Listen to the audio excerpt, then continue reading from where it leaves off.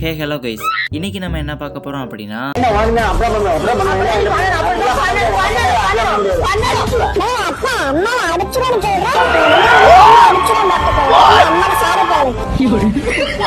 அந்த பையன் இருக்கட்டும். நோய் என்ன நீ பைத்தியக்காரனவே நினைச்சிருக்கிறல்ல நீ.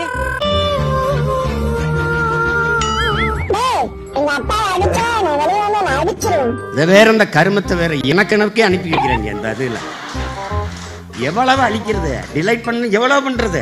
இந்த மாதிரி லாஜிக்கே இல்லாமல் கிரிஞ்சா இருக்கிற சில ரீல்ஸுக்கு தான் இன்னைக்கு நம்ம ரியாக்ட் பண்ண போகிறோம். அதுக்கு முன்னாடி நம்ம சேனலை பார்க்குற நீங்கள் நம்ம சேனலுக்கு புது வியூவராக இருந்தீங்கன்னா மறக்காமல் அந்த சப்ஸ்கிரைப் பட்டனை ஒரு அழுத்தி நம்ம சேனலில் ஒரு மெம்பர் ஆகிக்கோங்க கைஸ். இப்போ இந்த வீடியோவை ஆரம்பிக்கலாங்களா?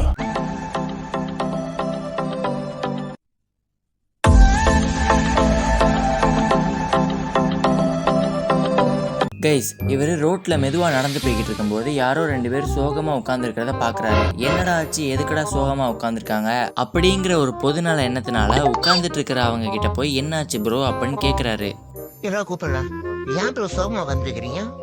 அந்த 2 பேரும் நீ முதல்ல உட்காரு ப்ரோ அப்படின்னு கூப்பிடுறாங்க. அதுக்கு இவரும் சரி அவரோட சோக கதையை தான் சொல்லி புலமா போகிறாங்க அப்படின்னு நினச்சி போய் உட்கார்ந்தாரு கைஸ். சொல்லு ப்ரோ, என்ன ப்ரோ ஆச்சு?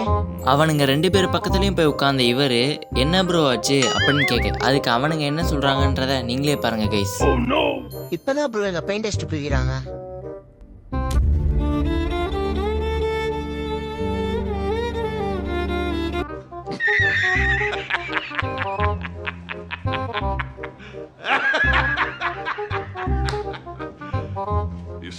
என்ன கவலையில் இருக்கீங்களோ அப்படின்னு தெரிஞ்சுக்கிறதுக்காக நம்பி வந்து உங்கள் பக்கத்தில் உட்காந்தாண்டா.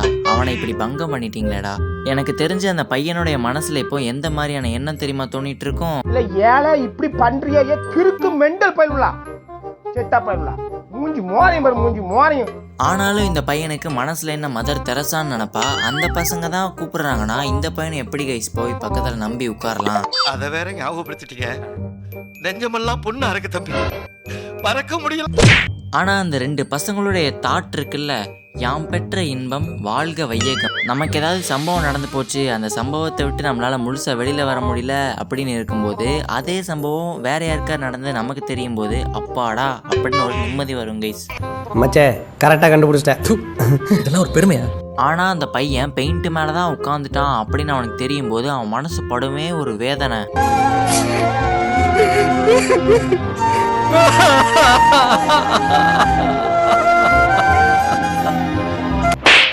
கைஸ், அடுத்து நம்ம என்ன ரீல்ஸை பார்க்க போறோம்னா, பொதுவாகவே இந்த கப்பல்ஸ் எல்லாருமே ஒன்னா சேர்ந்து ரீல்ஸ் எடுத்து போடுறது ஒரு வழக்கமாக வச்சிருப்பாங்க. அந்த மாதிரி ஒரு கப்பல் அவங்களுக்கே தெரியாம அவங்களுக்கு பின்னாடி நடந்த ஒரு சம்பவத்தையும் சேர்த்து ரீல்ஸை எடுத்து அப்லோட் பண்ணிட்டாங்க கைஸ் இன்ஸ்டாகிராம்ல. அப்படி அவங்களுக்கு பின்னாடி என்னடா சம்பவம் நடந்துச்சு அப்படின்னு நீங்க கேட்டீங்கன்னா அந்த சம்பவத்தை நீங்களே பாருங்க கைஸ்.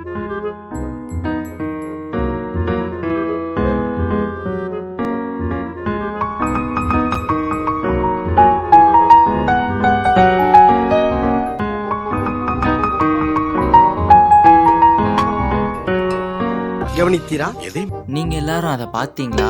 என்னது பார்க்கலையா? அப்ப நான் திரும்பவும் அதை ப்ளே பண்றேன் பாருங்க.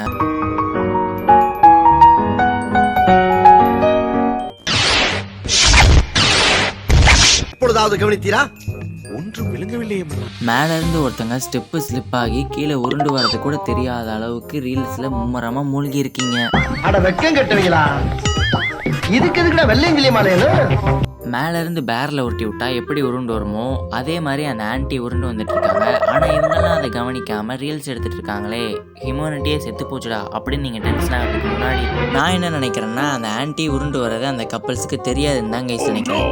என்னடா சொல்ற, அதான் அந்த ஆன்டியை பிடிக்கிறதுக்காக ஊரே திரண்டு ஒன்னா பின்னாடி ஓடி வருதே அப்படின்னு நீங்க கிட்ட கேட்கலாம். ஆனா அந்த கப்பல்ஸ்க்கு மட்டும் இப்படி ஒரு அசம்பாவிதம் பின்னாடி நடக்கிறது தெரியல கைஸ். என்னதான் நான் அந்த 2 பேருக்கும் இவ்வளவு முட்டு கொடுத்தாலும் அங்க இருந்தவங்க அவங்கள பத்தி என்ன நினைச்சிருப்பாங்க? என்ன நடக்குது? எந்த ஊரியா நீங்கலாம்? கைஸ், அடுத்து நம்ம பார்க்க போற ரீல்ஸ் என்னன்னா, போனை சார்ஜில் போட்டு விட்டுட்டு அந்த போனையே நோண்டிட்டு இருக்கிற பழக்கம் உங்களுக்கு இருக்கா?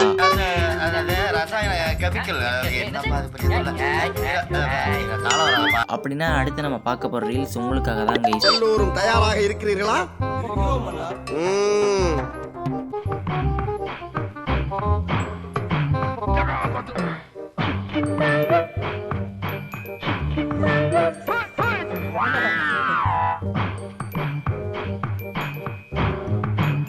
என்னடா புத்தாட்டது?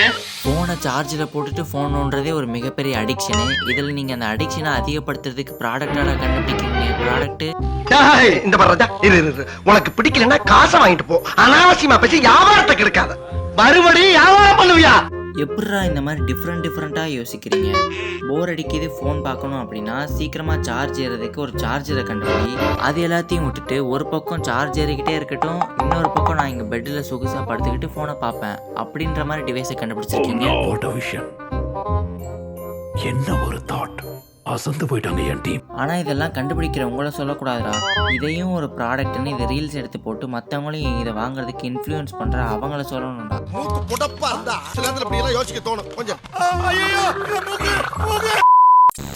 சரி, ஓகே கைஸ், இப்போ நம்ம இந்த வீடியோடைய கடைசியில் இருக்கோம். இந்த வீடியோ உங்களுக்கு பிடிச்சிருந்தது அப்படின்னா